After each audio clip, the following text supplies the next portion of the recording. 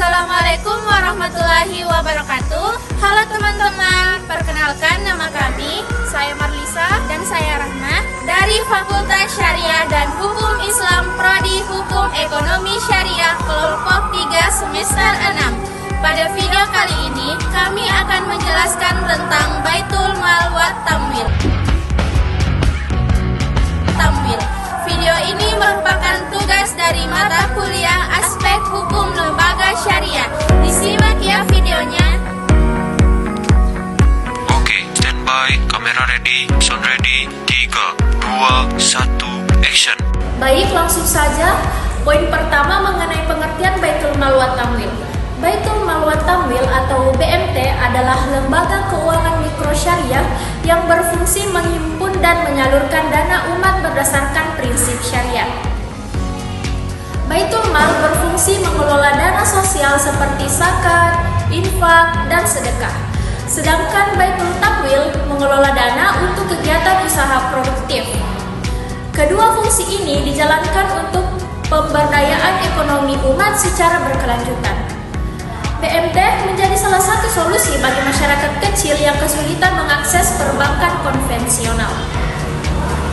BMT merupakan lembaga keuangan mikro yang berlandaskan prinsip-prinsip syariat Islam, yaitu tidak mengenal sistem bunga, maisir, dan gharar. Tujuan utama dari BMT bukan hanya memberikan layanan keuangan, tetapi juga memberdayakan ekonomi umat secara adil dan berkelanjutan. Melalui pendekatan dua fungsi, yaitu fungsi mal dan tamwil, BMT mampu menyalurkan dana zakat, infak, dan sedekah, sekaligus memberikan pembiayaan usaha produktif. Dengan dua pendekatan ini, BMT mampu menjangkau masyarakat kecil yang seringkali tidak memiliki akses terhadap lembaga perbankan konvensional. Layanan keuangan syariah ini berperan sebagai bentuk nyata dari ekonomi kerakyatan yang inklusif dan etis.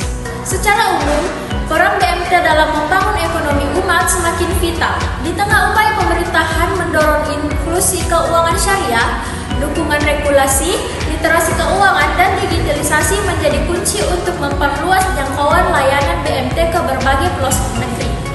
Dengan membangun sistem yang akuntabel, profesional, dan berbasis nilai-nilai Islam, BMT dapat menjadi motor penggerak ekonomi umat yang kuat dan berdaya saing. Oleh karena itu, pemahaman yang mendalam mengenai prinsip, sejarah, serta operasionalisasi BMT sangat diperlukan agar masyarakat luas dapat merasakan manfaatnya secara maksimal.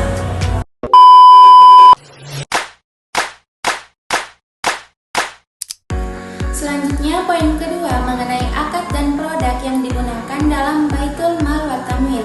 Yang pertama ada wadiah atau titipan amanah. Akad wadiah adalah bentuk penitipan harta atau uang dari nasabah kepada BMT yang harus dijaga dan dikembalikan sewaktu-waktu atas permintaan pemiliknya. Akad ini bersifat amanah dan tidak memberikan keuntungan tetap kepada nasabah, tetapi BMT dapat memberikan hibah secara sukarela tanpa kesepakatan sebelumnya. Umumnya, produk ini digunakan untuk tabungan harian atau giro syariah karena fleksibilitas dan keamanannya. Pelaksanaan akad wadiah diatur dalam Fatwa DSN MUI nomor 1/DSN MUI /4/tahun 2000. Akad ini menjadi pilihan utama bagi masyarakat yang menginginkan tabungan bebas riba dan risiko rendah. Selanjutnya ada mudharabah atau bagi hasil. Mudharabah adalah akad kerjasama antara pemilik dana atau nasabah dan pengelola dana atau BMT, di mana BMT mengelola dana untuk keperluan usaha dan hasil keuntungannya dibagi sesuai nisbah yang disepakati sejak awal. Bila terjadi kerugian, maka sepenuhnya menjadi tanggung jawab pemilik dana selama tidak ada kelalaian dari pihak pengelola. Akad ini biasanya digunakan untuk produk deposito atau simpanan berjangka. Akad ini telah dijelaskan dalam Fatwa DSN MUI nomor 2/DSN MUI /4/tahun 2000 tentang tabungan mudharabah. Murabah mendorong partisipasi aktif nasabah dalam pemberdayaan ekonomi secara syariah. Selanjutnya ada qardul hasan atau pinjaman sosial tanpa bunga. Qardul hasan adalah pinjaman kebajikan yang diberikan BMT kepada masyarakat yang membutuhkan tanpa imbalan atau bunga. Pengembalian hanya mencakup pokok pinjaman dan dana biasanya bersumber dari zakat, infak, sedekah, atau dana sosial lain yang dikelola oleh BMT. Akad ini bersifat sosial dan tidak komersial, serta menjadi bagian dari peran Baitul Mal. Praktik ini didasarkan pada Fatwa DSN MUI nomor 19/DSN MUI /4/tahun 2001. Qardul hasan membedakan BMT dari lembaga keuangan konvensional karena mengedepankan nilai solidaritas dan keadilan. Selanjutnya ada murabaha atau jual beli margin tetap. Murabaha merupakan akad jual beli barang dengan penambahan margin keuntungan yang disepakati antara BMT dan nasabah, di mana harga pokok dan margin dijelaskan secara transparan. BMT membeli barang yang dibutuhkan nasabah, lalu menjualnya kembali dengan margin yang telah disepakati tanpa adanya riba. Produk murabaha banyak digunakan untuk pembiayaan usaha kecil, pembelian kendaraan, atau alat kerja. Landasan hukumnya merujuk pada Fatwa DSN MUI nomor 4/DSN MUI /4/tahun 2000. Murabaha sangat populer karena memberikan kepastian pembayaran dan prosedurnya relatif sederhana. Selanjutnya ada musyarakah dan mudharabah atau pembiayaan usaha. Musyarakah adalah akad kemitraan usaha di mana dua pihak atau lebih menyertakan modal bersama dan membagi hasil sesuai porsi kontribusi modal. Sedangkan mudharabah, pembiayaan melibatkan satu pihak sebagai pemilik dana dan pihak lain sebagai pengelola. Kedua akad ini cocok untuk pengembangan UMKM karena menekankan pada kerjasama dan keadilan dalam usaha.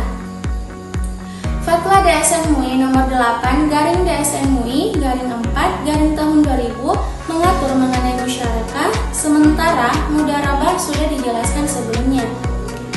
Kombinasi kedua akad ini digunakan untuk mendukung usaha produktif masyarakat secara syariah dan profesional. Selanjutnya ada ijarah atau sewa aset produktif. Ijarah adalah akad sewa menyewa atas manfaat suatu barang dalam jangka waktu tertentu, di mana BMT sebagai pemilik aset menyewakan barangnya kepada nasabah. Aset tersebut dapat berupa kendaraan, ruko, mesin produksi, dan lainnya. Nah, dalam pengembangan lanjutannya, ijarah bisa digabungkan dengan skema kepemilikan bertahap atau biasa disebut dengan ijarah muntahiyah bitamlik, di mana aset akan berpindah hak milik kepada nasabah setelah masa sewa berakhir. Nah, Fatwa DSN MUI nomor 9/DSN MUI /4/tahun 2000 mengatur praktik akad ijarah ini.